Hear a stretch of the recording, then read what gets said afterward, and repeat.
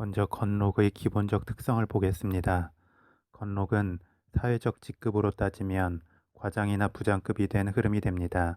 그래서 이론적 지식이나 경험적 지혜가 모두 잘 갖추어진 상태입니다. 관대의 기운처럼 아직 경험이 쌓이지 않아서 무모하게 자신감만 넘치던 흐름을 넘어섰습니다.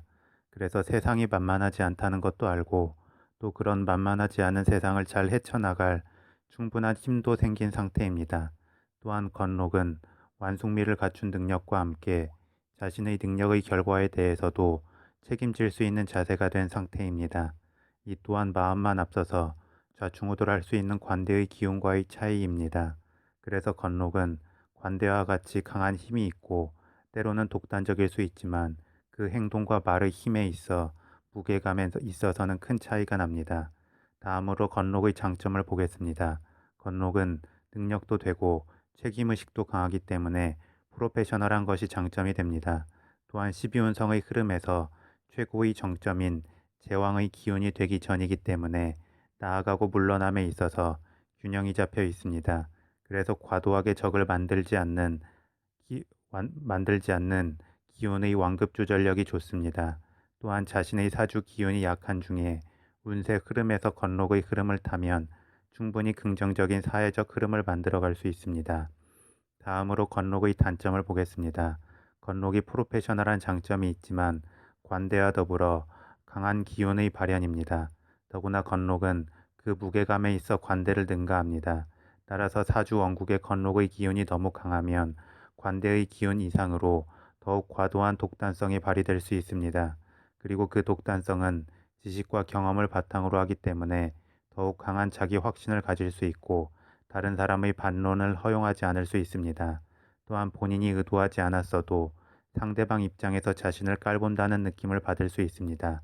따라서 12운 성론의 관점에서 건록은 장생과 더불어 좋은 기운으로 보기는 하지만 역시나 그 균형감이 깨지면 안 좋을 수 있습니다. 다음으로 건록의 십성론적 특성을 보겠습니다. 이 강의에서는 건록의 기운이 일주에서 작용하는 것만 보도록 하겠습니다. 화면에서 보시는 것처럼 갑인일주, 을묘일주, 경신일주, 신유일주가 해당이 됩니다. 먼저 갑인일주는 건록이 비견으로 작용합니다. 그만큼 본인 시작 기운인 간목의 기운을 강화시키면서 그 특성을 두드러지게 합니다. 간목은 쭉쭉 뻗는 성장 본능이 있고 본인의 성장을 통해서 큰 그늘을 들이우고 그 밑으로 자연스럽게 주변을 포용하고 아우르게 됩니다. 따라서 갑인일주는 스스로 아쉬울 게 없어서 쿨한 성향인 경우가 많고 오는 사람 안 맞고 가는 사람 잡지도 않습니다. 또한 굳이 주변과 보조를 맞추려 하기보다는 일단 자신의 리듬에 맞춰서 앞서 나가버리기 때문에 주변에서 볼 때 독단적이라는 느낌을 받기도 합니다. 다음 을묘일주도 건록이 비견으로 작용합니다. 그런데 본인 시작 기운인 을목이 건록의 기운을 형성하는 지지의 묘목의 기운을 완전히 제어하지는 못합니다. 따라서 갑인일주처럼 겉으로 드러나게 그 특성이 발휘되기보다는 속으로 감춰져 있는 경우가 많습니다. 즉, 마음에서는 주도적이고 생각도 많지만 겉에서 대놓고 독단적으로 움직이지는 않는다는 것입니다. 다만 시간이 흐를수록 본인의 주도권이 발휘되기를 원하고 그때까지 인내하고 기다리게 됩니다. 그런데 그 기다림의 시간 동안 마음속에서는 욕구불만이나 변덕심이 생길 수 있습니다. 다음 갑신일주도 건록이 비견으로 작용합니다. 그런데 갑인일주에서 보이는 나무의 특성처럼 강력한 성장 본능이 있지는 않습니다. 오히려 무게감 있게 자리를 지키려는 중심적 특성을 보이게 됩니다. 따라서 경신일주 주변으로 사람들이 모이게 되고 그들을 통솔하거나 자신의 기운을 나누어 줍니다. 그만큼 갑신일주는 재기발랄한 재능과 아이디어도 있고 리더십도 있으며 중심적 위치에 서기 위한 야망도 존재합니다. 다만 사주 원국이나 운세 흐름에서 조금은 투박한 느낌의 갑신일주 기운을 다듬어주지 않는다면 때로는 너무 의존적이고 감상적이면서 자기중심적일 수 있습니다. 다음 신유일주도 건록이 비견으로 작용합니다. 그런데 본인 시작 기운인 신금의 기운이 건록의 기운을 형성하는 지지의 유금을 온전히 제어하기 어렵습니다. 더구나 신유일주는 의류일주와 달리 강한 금기운으로 똘똘 뭉쳐 있습니다. 그만큼 유연성도 떨어집니다. 따라서 신유일주는 어떤 면에서는 인생 초반에 관대의 기운처럼 행동하기도 합니다.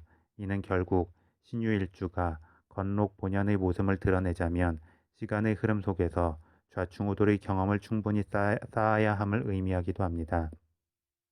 마지막으로 건록의 해석에 대한 편견을 보겠습니다. 건록의 기운이 사주 원국에서 작용하여 연주에 위치하면 아버지가 자수성가한 사람일 수 있다고 말합니다. 또한 그 아버지의 재산을 상속받기도 하고 그것을 더욱 늘릴 수 있다고도 말합니다. 그리고 건록이 월주에 작용하면 자립심과 독립심이 강하고 개척자의 성향을 드러내면서 본인이 자수성가를 하게 된다고 말합니다. 다음으로 건록이 일주에 작용하면 남자 입장에서는 사회적으로 좋은 성과를 이루고 여자 입장에서는 남편 덕이 없을 수 있다고 말합니다. 나아가 건록이 시주에 작용하면 자녀들이 자수성가하고 말년이 좋을 수 있다고 말합니다. 이에 대해 보자면 일단 건록의 기운 자체가 독립적이고 자수성가의 가능성이 큰 것은 맞습니다. 본인 사주 원국의 기운이 충분히 균형 잡혀 있고 그런 중에 건록의 기운이 잘 작용하면 충분히 건록의 강점이 드러나게 됩니다. 특히 월주와 일주에 작용할 때 건록의 특성이 잘 보입니다. 그런데 부모 덕이나 자녀 덕 등에 관련해서는 무조건적으로 건록의 기운이 긍정적이고 여자 입장에서 남편 덕은 무조건적으로 부정적이라고 보기는 힘듭니다. 특히 일간과 일지가 같은 간여지동의 일주는 굳이 건록의 기운이 작용하는 4개의 일주가 아니더라도 자기 주관과 주체성이 강한 특성을 보입니다. 그리고 이런 간여지동의 일주는 남자보다 여자에게 작용할 때 부부관계가 부정적이라고 보기도 합니다. 그런데 갈수록 여자의 권한이 커지고 있고 여자가 사회생활을 중심적으로 하고 남자가 살림을 전담하는 가정도 늘어나고 있기 때문에 지금 시대에는 무조건 부정적이기만 한 것은 아닙니다. 더불어 건록의 기운은 12운성의 흐름 중에서 사의 흐름이나 양의 흐름과 어울림이 좋다고 합니다. 이는 지지삼합의 관계를 기준으로 합니다. 그런데 사람과 사람의 관계에서는 지지삼합에 근거하여 단편적으로 어울림이 좋은 12운성의 기운을 갖추었다고 무조건적으로 좋을 수는 없습니다. 다만 사주 전체의 성향적 특성에서 건록의 기운이 주도적이고 상대방이 사의 기운이나 양의 기운이 주도적이라면 충분히 어울림이 좋을 수는 있습니다. 왜냐하면 건록은 그 자체로 강한 기운이기 때문에 관대의 기운이나 제왕의 기운과는 무조건적으로 의기투합하기는 힘듭니다. 그런데 건록처럼 프로페셔널함이 특징인 사의 기운은 자신을 강하게 드러내지 않기 때문에 건록의 기운과 충돌하지 않으면서 마음이 공감할 수 있습니다.